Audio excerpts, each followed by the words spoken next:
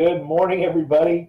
As you can see, I had a little bit of a touch-up accident with my razor. I shaved a lot more than I intended to, so I'm starting over again.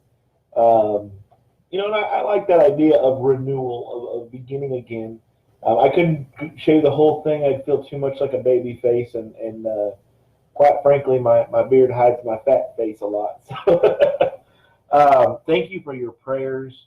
Um, Honestly, I'm feeling a whole lot better today. I still have a little bit of a cough, but I woke up this morning feeling refreshed, in spite of how poorly I felt I slept. So your prayers are so coveted and loved. So I really appreciate everybody for doing that. Today's question came from somebody who asked last week, and I thought I would try and answer this as best as I can. The term pastor does not appear per se in the Bible. It actually comes from the Latin word meaning shepherd. Now, that word shepherd and overseer appears throughout the New Testament. What it speaks of is an older man who is a leader within the church. At the churches Paul went to, he appointed elders and deacons over the various churches. Now, a shepherd or an overseer, oftentimes this could also go into the word bishop, would oversee a church or multiple churches within an area. And this word, overseer or shepherd or elder, is similar to the one we see in the Old Testament when Moses appointed elders over the people. They are wise and revered and respected men who are to be above reproach. Let's get into what the Word of God says about these overseers. 1 Timothy 3 says, "This saying is trustworthy. If anyone aspires to the office of overseer, he desires a noble task. Therefore, an overseer must be above reproach, the husband of one wife, sober-minded, self-controlled, respectable, hospitable, and able to teach, not a drunkard, not violent, but gentle, not quarrelsome, not a lover of money. He must manage his own household well, with all dignity, keeping his children submissive. For if someone does not know how to manage his own household, how will he care for God's church? He must not be a recent convert, or he may become puffed up with conceit and fall into the condemnation of the devil. Moreover, he must be well thought of by outsiders, so that he may not fall into disgrace, into a snare of the devil." Titus says this, Titus 1:5, "This is why I left you in Crete, so that you might put what remained into order, and appoint elders in every town as I directed you. If anyone is above reproach, the husband of one wife, and his children are believers, and not open to the charge of debauchery or insubordination. For an overseer, as God's steward, must be above reproach.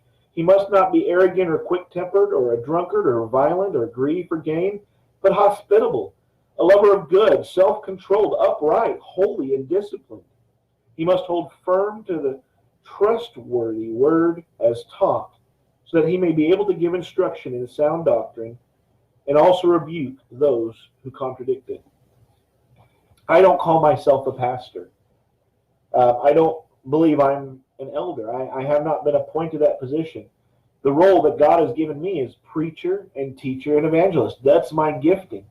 A preacher and a teacher, those are ones who preach the word, who preach the gospel message, and who teach the word of God. An evangelist is someone who is there to put the church in order. Timothy was an evangelist, which is why Paul sent him to the church in Ephesus to put the church in order, to appoint elders from among the people who would be honorable and who would hold fast to the word of the gospel. And that is why he sent Titus to Crete to be an evangelist, to put the churches in Crete, in the many towns, in order, appointing elders for them. That is not my gifting. Some preachers can be elders.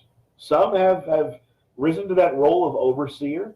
I don't know many who could do it well, but I know some. But that is not my role. I'm not the lead elder. That is not a biblical title. Um, and that's not what I do. Now, the church looks to me for leadership. Being the preacher and the teacher and the evangelist, I fulfill my role. But at our church here, the overseers run the church. They are the leaders of the church. I'm here to help guide and to counsel and to preach and teach the Word of God. I like using the word minister because minister means servant. I'm not some person who is above everybody else. And the elders of our church don't feel that way either. Now, I know this is kind of confusing. Pastors have been a role in the American church.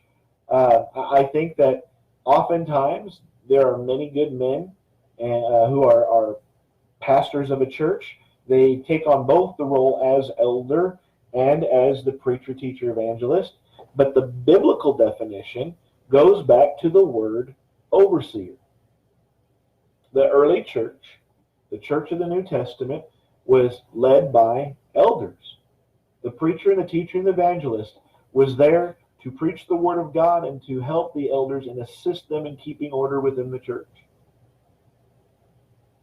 And so, why is this kind of a big deal? I know it's kind of a hard lesson, but I think it's something we need to consider. You know, what does the Bible call the roles we have? How does the Bible define terms? What is more? As far as who can be an elder, it is a man's job. Paul writes in 1 Corinthians that a woman should not be or shall not be in authority over a man. And so, in that term, you know, I think women at times under the under certain roles can teach and instruct Bible studies and things like that. But when it comes down to it, the role of a pastor or an elder, a preacher or a teacher, falls within that realm. You know, so when you see a senior pastor, things like that, you know, it's a hard thing to kind of just sit down and judge. I'm just merely going to point to you. What does the Bible say? Where do you see the word pastor within that body, at least as we define it? Now, I would say pastors have had a very good role in our country. At the founding of our country during the Revolutionary War, they were often heads of militia. The pastor would go out and lead his congregation when the militia was called up. I'm not saying that that's something that is not biblical, but when it comes down to it, the role as defined in the Bible, what does it say? It says they are the shepherds and overseers of the church. That is the biblical definition of pastor if you go from Greek to Latin. Shepherd, overseer. That's what the word means.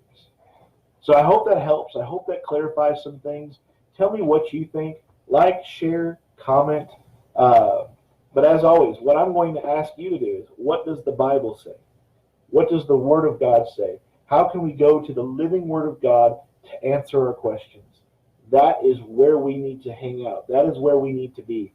This is what we need to stand upon. And Christians, we don't know this enough. And I'm saying this as a we, not just simply you, but me as well. We need to stand upon the Word of God in everything we do. We need to submit everything we do to God, to pursuing Him, pursuing His Word, to knowing His will. Romans chapter 12 says that we can test what is the will of God, what is good and pleasing and perfect. And that's not conforming to the pattern of the world, but being transformed by the renewing of our mind. So go to the Word of God for these answers. I'm going to continue to do my best to give you answers. And to the one who asked this question, I just pray that this answers the question in a satisfactory manner. God bless. Have a great day.